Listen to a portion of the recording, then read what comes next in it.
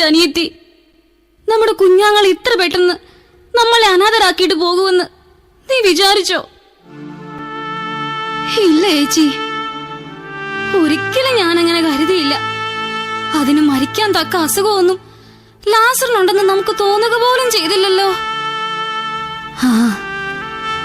ആയുസ് തരുന്നതും എടുക്കുന്നതും ദൈവമല്ലേ മറിയം?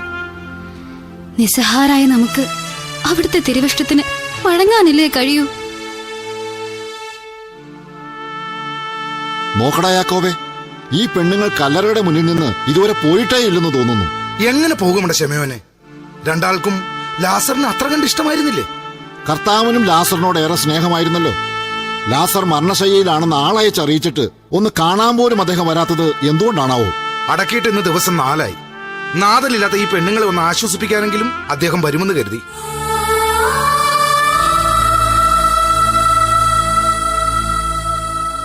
കർത്താവല്ലേ ആ വരുന്നത്? അതെ, അത് കർത്താവ് തന്നെ. അദ്ദേഹം ഇവരുടെ വീട്ടിലേക്കാണല്ലോ പോകുന്നത്. ശിഷ്യന്മാരും ഒരു ജനക്കൂട്ടവും പിന്നാലെ ഉണ്ട്. ഞാൻ ചെന്ന് ഗുരുവിനെ സ്വീകരിക്കട്ടെ. നീ പോകുന്നില്ലേ മറിയം? ഞാൻ കൂടി പോയാ എന്റെ കുഞ്ഞാങ്ങളുടെ അടുത്ത് ആരാ ഉള്ളത്? ഇവിടെ ഞങ്ങളില്ലേ? നിങ്ങള് ലാസറിന്റെ പെങ്ങന്മാരല്ലോ. അതാ, ശിഷ്യന്മാരെയും ജനങ്ങളെയും അവിടെ നിർത്തിയിട്ട് കർത്താവ് ഇങ്ങോട്ട് വരുന്നു. ഒപ്പം മാർത്തായുമുണ്ട്.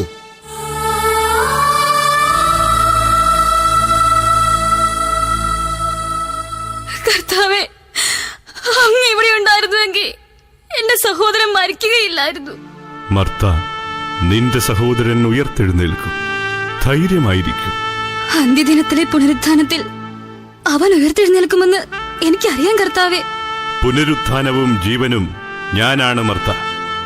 എന്നിൽ വിശ്വസിക്കുന്നവൻ മരിച്ചാലും ജീവിക്കും. അങ്ങ് ഇവിടെ ഉണ്ടായിരുന്നുവെങ്കിൽ എന്റെ കുഞ്ഞാങ്ങളെ മരിക്കുമായിരുന്നില്ല. നിങ്ങൾ ഈ കല്ലെടുത്ത് മാറ്റുവിൻ. കർത്താവേ, ഇപ്പോൾ ദുർഗന്ധമുണ്ടായിരിക്കും.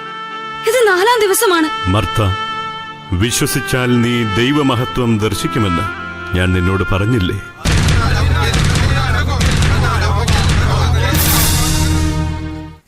പിതാവേ, അങ്ങന്റെ പ്രാർത്ഥന കേൾക്കുമെന്ന് എനിക്കറിയാം. എന്നെ അയച്ചത് അവിടുന്നാണെന്ന് ഈ ജനം വിശ്വസിക്കുന്നതിന് വേണ്ടിയാണ് ഞാനിത് പറയുന്നത്. ലാസറേ, പുറത്തു വരിക.